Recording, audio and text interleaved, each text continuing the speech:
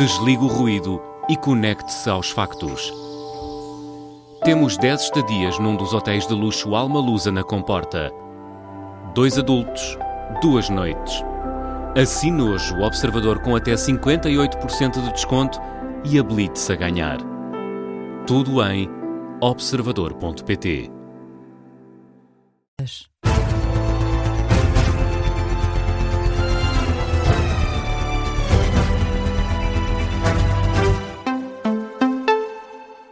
As notícias com Matilde Malva Sabino. Boa noite. O Presidente da República terminou o primeiro dia de visita oficial à Espanha com um apelo aos jovens. Pede para que não desistam de Portugal, ao mesmo tempo que diz ser necessário tornar o país bom para se trabalhar. Assim que chegou a Madrid para a primeira viagem oficial do mandato, António José Seguro quis ouvir os jovens que vivem e trabalham em Espanha. Com a questão da lei laboral a marcar a semana em Portugal, o Presidente acabou a fazer comparações entre os dois países ibéricos. Carla Jorge Carvalho. Em dia de derby lisboeta, o Presidente da República mantém a máxima de que a equipa que ganha não se mexe. Se tem corrido bem começar mandatos a visitar Espanha, então que continue assim. Não inovo, apenas consolido aquilo que têm sido boas escolhas dos meus antecessores. Seguro visita a Espanha para perceber que as relações entre os dois países vão bem, até muito bem. Mas com o Ministro Paulo Rangel a ouvir, diz que podiam ir melhor. Embora aqui para nós eu gostasse muito, e o Sr. Ministro também, que as empresas portuguesas tivessem uma penetração maior na economia e no mercado espanhol, vamos estimular, essa é uma das preocupações da nossa presença aqui. São as tarefas que o Presidente vai ter nos encontros desta segunda-feira com o rei Filipe VI e com o chefe do Governo, Pedro Sánchez. Para os encontros, António José Seguro poderá levar algumas das histórias que ouviu dos cerca de 40 jovens que juntou na Embaixada Portuguesa em Madrid, até porque houve sempre uma tónica comum. Como é que olham para o nosso país? Como é que veem hoje Portugal? Porque aquilo que eu posso, de alguma forma, retirar como síntese abusiva das nossas conversas é que Portugal é um país extraordinário para viver, mas que precisa de fazer umas melhorias para também ser um país extraordinário para se trabalhar.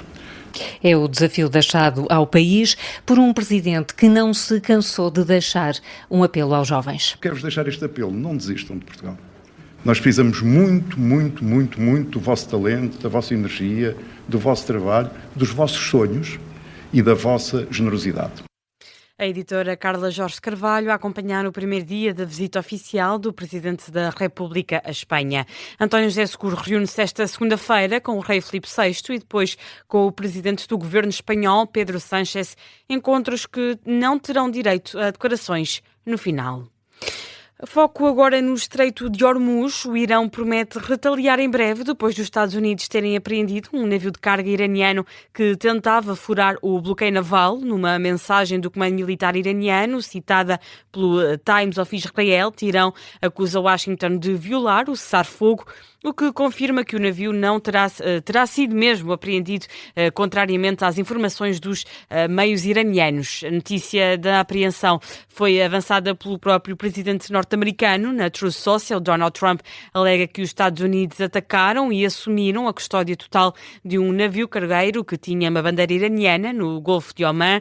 Mais tarde, o exército norte-americano revelou mais detalhes, explica que se trata do navio Tusca e que antes da interseção foram emitidos diversos avisos ao navio durante um período de 6 horas. A Sky News indica que a embarcação tinha partido da China com o destino ao Irão, e enquanto a tensão aumenta no Golfo, cresce também a incerteza no plano diplomático. A emissora estatal do Irão afirma que o país não tenciona participar nas conversações com os Estados Unidos em Islamabad.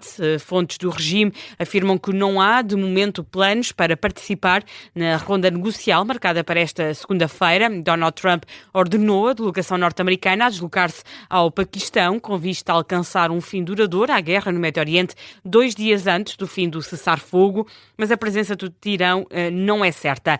As agências de notícias Fars e Tasnim citam fontes anónimas que consideram que o clima de negociação não é positivo e acrescentam que o levantamento do bloqueio naval dos Estados Unidos era uma condição prévia para as negociações.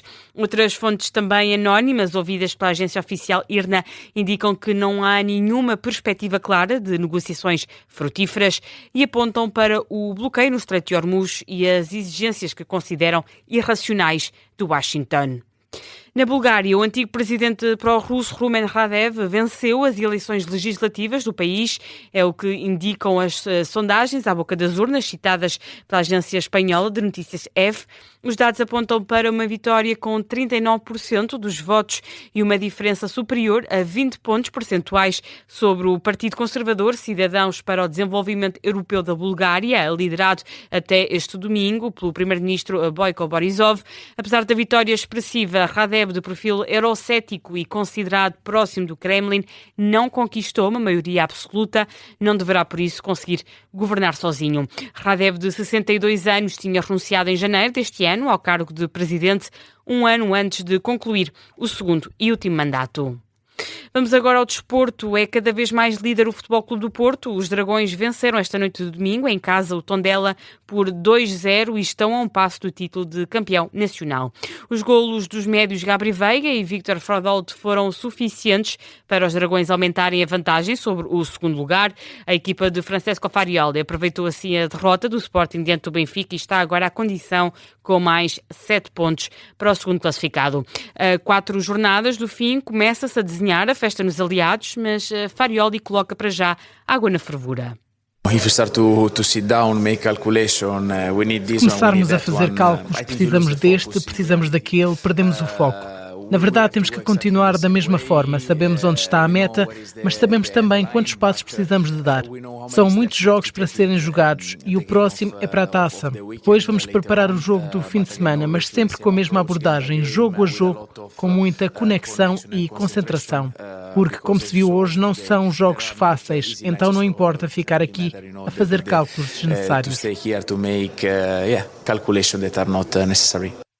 Farioli a virar a página para o clássico de quarta-feira contra o Sporting. Do lado do Tondela, o técnico Gonçalo Feio lamenta a derrota, mas deixa elogios aos jogadores tondelenses. Estou contente com os meus jogadores, obviamente não com o resultado, porque nós lutamos sempre por ganhar, mas não faltou entrega, não faltaram princípios e não faltou o querer pôr em prática aquilo que treinámos e o que era o plano do jogo. Daí, momentos interessantes de conseguir levar o jogo até campo contrário, longas posses em campo contrário, onde tentámos criar superioridades em certos setores. Faltou-nos entrada na área, naquela zona de assistência, onde o Porto acabou por ter 2 assistências, eles foram capazes de entrar muito mais que nós. Gonçalo Feio no fim da partida. E se o Futebol Clube do Porto está mais perto do título, o Tondela, por outro lado, está mais perto do regresso à segunda Liga. A equipa beirã soma 6 jogos seguidos sem vencer e ocupa a penúltima posição do campeonato com 21 pontos a 5 do lugar de play-off. E o Benfica venceu o derby de Lisboa frente ao Sporting por 2-1 e subiu à condição ao segundo lugar do campeonato. Os encarnados inauguraram o marcador aos 27 minutos de grande penalidade convertida por Sheldrup. Na segunda parte, Morita empatou para o Sporting aos 72 minutos. Rafael Nela ainda introduziu a bola dentro da baliza de Trubin para lá dos 90, mas o gol foi anulado por fora de jogo. Valeu o gol de Rafa Silva aos 93. O Benfica chega ao segundo lugar, tendo o Sporting menos um jogo.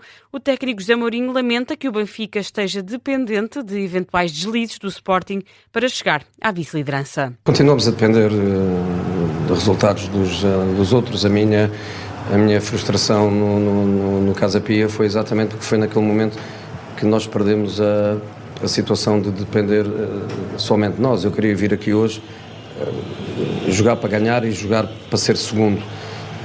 Viemos aqui jogar para ganhar, ganhámos, mas continuamos a depender dos resultados do Sporting, para não falar obviamente do Porto, que já é uma vantagem significativa. Mourinho e as contas do campeonato. Do outro lado, Rui Borges fala num resultado cruel para o Sporting. Quanto a contas, o técnico leonino não atira a toalha ao chão no que diz respeito à luta pelo título, apesar das dificuldades. Ficam mais difíceis, como é lógico, e não podemos fugir a isso, não é? Agora, enquanto matematicamente for possível, nós vamos lutar até ao fim por aquilo que nós queremos, que é chegar ao primeiro lugar. Sabemos que esta derrota acaba por dificultar mais aquilo que é a nossa vontade e o nosso desejo, com poucos jogos pela frente, para o fim do campeonato, mas enquanto houver vida nós vamos lutar por ela, por isso é muito isso. Reações de Rui Borges e José Mourinho à Sport TV. Dizer ainda que deste jogo saiu um novo recorde absoluto de assistência no estádio José Alvalade. Foram, no total, 51.470 espectadores a assistir ao grande derby desta tarde de domingo. No anterior máximo era referente ao Sporting PSG da Liga dos Campeões, também já nesta temporada. Foi a notícia de fecho deste jornal. A informação regressa às 4h30. Até já.